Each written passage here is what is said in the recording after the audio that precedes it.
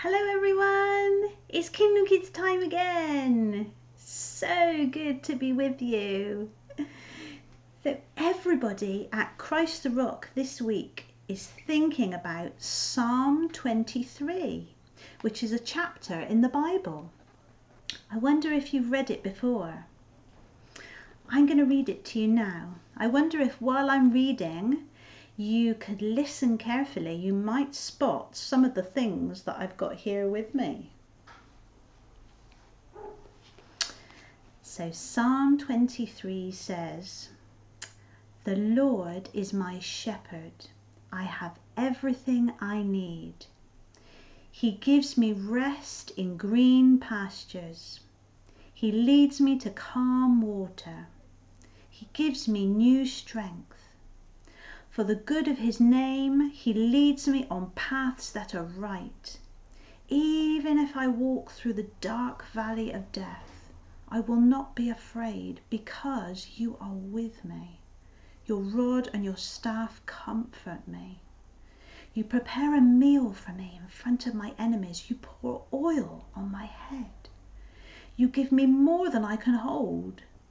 Surely your goodness and love will be with me all my life, and I will live in the house of the Lord forever."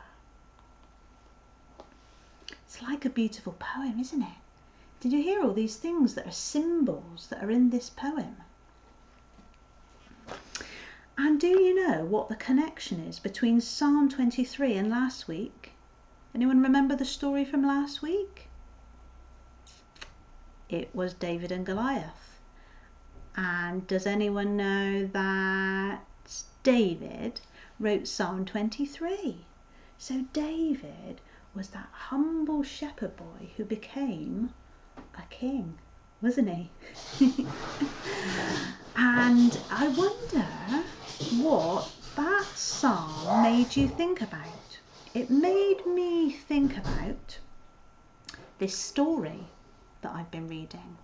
It's called My Lighthouse, and it was written by the people at Ring Collective, and it was illustrated by Natasha Debnam. I'm going to read it to you now. I hope you like stories. I love stories.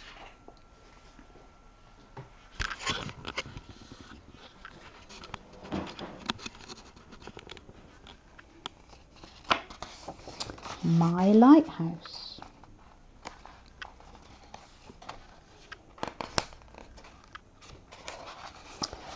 This is a story about a house.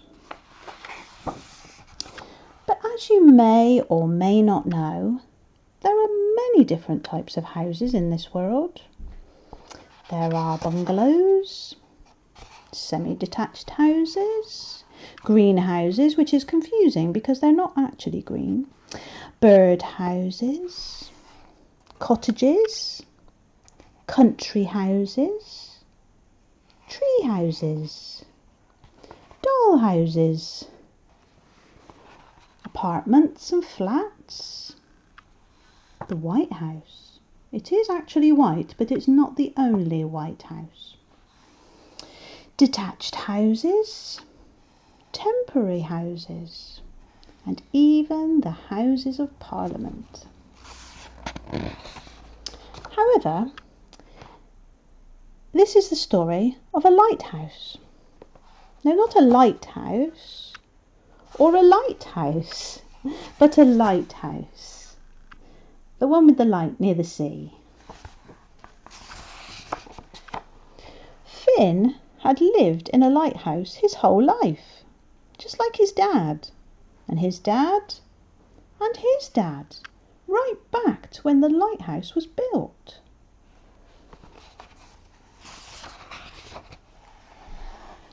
Finn hated living in a lighthouse. He just wanted to be normal and live in a regular square house like all his friends. Why did everything have to be round? Can you spot any round things? Round cooker, round pictures, round rugs, round cat, well, he ate too much, round bed, round bath, round head. Oh wait, that's meant to be round. Anyway, you get the idea.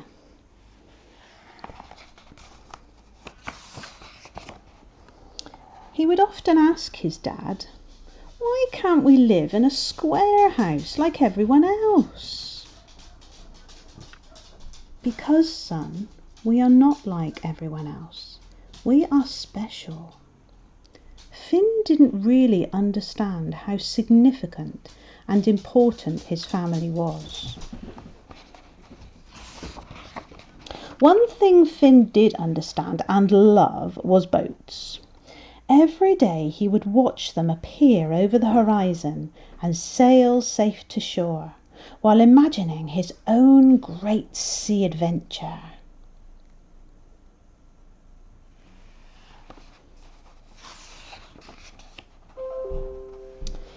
He would be the world's youngest explorer ever, sailing into the great unknown to find treasure. Not silly coins and stuff, real treasure. Oh, and the odd undiscovered sea creature. I'll name you Wonglefish.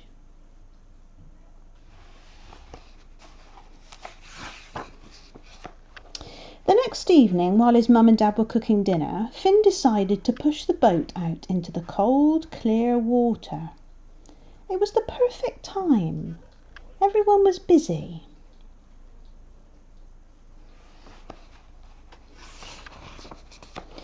There he was in the open sea, wind in his face, life jacket on, and a heart full of excitement. The wind started calm, then grew strong, then became wild and scary. He quickly realized he was all alone, and he began to miss home. Very soon, Finn was lost in the dark.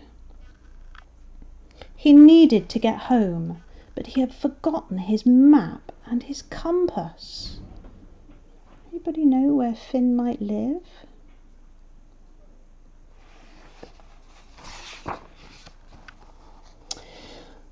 When it all felt like hope was lost, he saw a faint light in the distance. It seemed to pass by every 5 seconds or so. 1, 2, 3, 4, 5. There it is again. He recognized that light, and as a matter of fact, he had known that light his whole life, never fading and constant. If he could just follow it, he knew it would lead him home.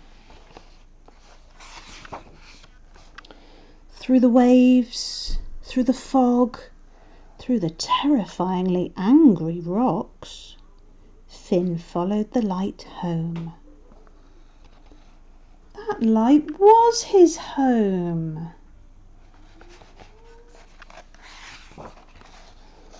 As he pulled his boat up onto the sand, Finn realised his house, his lighthouse, was leading every ship, boat, canoe, even raft, safe to shore. It wasn't just a regular house. It was special, and he was so glad it was his.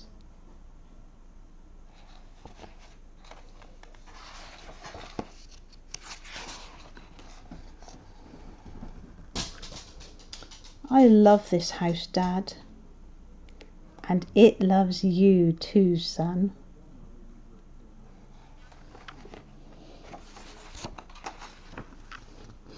There's the Wonglefish. Says that this book is dedicated to every human who has ever felt lost or alone.